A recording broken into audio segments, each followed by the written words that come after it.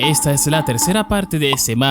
Si no te has visto los anteriores capítulos, te recomiendo que lo hagas. El grupo llega hasta unos escombros donde el prota ve las huellas de Darkrus y dice que estaba en un alboroto, cuando de pronto son atacados por soldados demoníacos a los que el grupo derrota fácilmente. Pero en uno de ellos el prota encuentra un mapa del reino de los demonios, el cual descubren que es un mapa para mover suministros. En eso, Eduardo se fija en un pueblo sospechoso en las montañas y todos están de acuerdo que debe de ser importante, por lo que deciden revisarlo. Una semana después vemos al grupo llegar al pueblo, donde descubren que están fabricando armas. Eduardo se dispone a asesinarlos, pero el guerrero lo detiene porque son aldeanos inocentes. Eduardo le dice que no son inocentes porque están haciendo armas para el enemigo, pero cuando el guerrero intenta contestar con furia, lo detiene el dolor del código del héroe, el cual lo deja congelado mientras se pregunta qué es lo que está bien, y el prota les dice que están perdiendo el tiempo, por lo que se ofrece a hacerlo él, y se lanza hacia el pueblo. Luego vemos al prota Kunado terminó de matarlos a todos y decir que el grupo son unos inútiles, pues el guerrero dice que solo mataría a los demonios que lo atacaran, y la santa tuvo un ataque de pánico al ver a los jóvenes morir. En eso, el pronto encuentra una pistola alemana que le muestra a Eduardo y confirman que sí hay alguien de la tierra del lado de los demonios. El príncipe le dice al guerrero que estos planean usar a los civiles como soldados, por lo que este se va furioso y Eduardo le da un mapa marcado con todo lo que puede comer al prota como recompensa. En eso escucha un grito y dice que todo va de acuerdo al plan, y vemos que se trata del guerrero desesperado por no saber qué hacer. En un cambio de escena vemos a un chico llamado Miden, que es mezcla entre humano y demonio y trabaja para mantenerse a él y a su hermanita. Al día siguiente lo vemos trabajar cuando la silueta de un dragón aparece tras él. Ahí el prota nos explica que el órgano con el que pudo volar es el cerebro trino, un cerebro secundario que le permite usar las partes de cuerpo únicas de otros organismos, y que con él pudo transformarse en un dragón, cuyo cuerpo además reforzó con las habilidades de otros monstruos, por lo que se acercó a ser el organismo más fuerte y comienza a atacar la ciudad. Miden entonces corre a salvar a su hermanita, pero el prota aterriza sobre el edificio y la mata, lo que hace que Miden ataque al prota. Luego este nos dice que se dio cuenta que los sitios que le marcó Eduardo eran almacenes y fábricas de los demonios, pero que no le importa mucho, ya que no pudo comer muchas cosas. Después vemos a los demonios hablando sobre lo que pasó y que fue un dragón. Entonces una de ellas, llamada Nate, que es una dragona legendaria, dice que es imposible, pero el atacante exhaló fuego todo el día, algo que solo pueden hacer un señor dragón legendario, y los demonios comienzan a pelear, porque uno de ellos sugiere que puede haber otro además de ella. Entonces el demonio de la envidia los detiene y les dice que lo importante es determinar qué van a hacer. Ahí dicen que les conviene matar al dragón, y Nexion ofrece para ir, para mostrarle al prota que están en un nivel diferente. El prota nos cuenta que el ataque a la ciudad fue muy bueno, ya que consiguió comer y fortalecerse mucho, y lo vemos atacar otra ciudad, mientras dice que se acercará a su meta de estar en la cima de la cadena alimenticia y dominar toda la vida. En eso Nate llega a la ciudad y encuentra al prota comiéndose los cuerpos. Ella intenta usar una habilidad para controlarlo, pero no funciona, y el prota le dice que si lo intenta de nuevo tendrá que usar medidas extremas, lo que enfurece a Nate, quien se transforma y ataca al prota, pero vemos que pasan 10 minutos y el prota bloqueó todos sus ataques. Este piensa que incluso una dragona tan fuerte no pudo atravesar el Mystium y los músculos de un ogro, por lo que intenta pasar al siguiente experimento, pero Nate ve que su guardia está baja y le arranca el hombro de una mordida al prota. Sin embargo, se asusta tras verlo regenerarse y le pregunta quién es. El prota dice que terminó y que ya que lo ayudó le perdonará la vida, pero ella se enfurece y carga su aliento contra él. El prota dice que no tiene opción y de pronto Nate cae muerta al suelo tras vomitar sangre. Entonces el prota le revela que la carne que le arrancó se convirtió en parásitos que devoraron sus entrañas. De pronto aparece un círculo mágico que pide ayuda y el prota dice que es magia de telepatía. El guerrero cuenta que al volver en el tiempo mató a la baba que se convertiría en el gran monstruo, pero que gracias a eso cambió el futuro y ya no sabe lo que pasará. Luego vemos a Eduardo derrotado en un juego de cartas contra uno de los reyes celestiales y el guerrero desea haber conocido desde antes su habilidad. Vemos un flashback de 30 minutos antes en el que el grupo llega a la ciudad y se encuentra con el rey celestial Grid, quien les ofrece resolver la batalla en un juego en vez de con violencia. El guerrero acepta de inmediato porque no quiere que muera más gente y Grid se alegra de que cayera en la trampa. El grupo entra al edificio y Grid les dice que el primer juego es el póker, en el que si ellos ganan los dejará pasar, pero si no, se queda con su alma. Eduardo dice estar confiado, pero después vemos que pasó un tiempo y dice que el juego juego está amañado, pero este Grid dice que todo vale si no te descubren y captura el alma de Eduardo en una ficha con su habilidad, que obliga a las personas a mantener sus promesas. Y vemos cómo el príncipe alcanza a enviarles el mensaje de ayuda al protagonista. La santa intenta golpear a Grid, pero no le hace daño por su segunda habilidad, llamada Ultimate Peace, la cual hace que la violencia no funcione. Entonces, Grid le ofrece recuperar el alma del príncipe si apuesta la suya, y ella acepta jugar a los dados, pero acaba perdiendo también. Aunque parece que a Grid le costó trabajo vencerla, este le dice al guerrero que apueste su alma y juegue si quiere salvar a sus amigos, pero este dice en su mente que nunca ha jugado en su vida, cuando de pronto llega el protagonista. Este ve que sus compañeros ya perdieron, así que piensa acabar rápidamente con violencia, pero se entera de la habilidad de Grid y se resigna a jugar apostando su alma y la del guerrero, quien le reclama, pero el prota le dice que deben apostar 2 almas si quieren recuperar 2. Grid le pregunta qué juego será y al prota le muestra su puño, por lo que Grid cree que se trata de piedra, papel o tijera. Entonces el prota patea y le aplasta la cara a Grid, quien se siente derrotado porque su habilidad de paz no funcionó, lo que hace que las almas de Eduardo y las santas regresen. Grid dice que es una estafa, por lo que el prota le ofrece un nuevo juego que consiste en adivinar con qué mano lo golpeará, y en el que apuesta la vida de Grid, mientras que él tiene que apostar todo lo que tiene.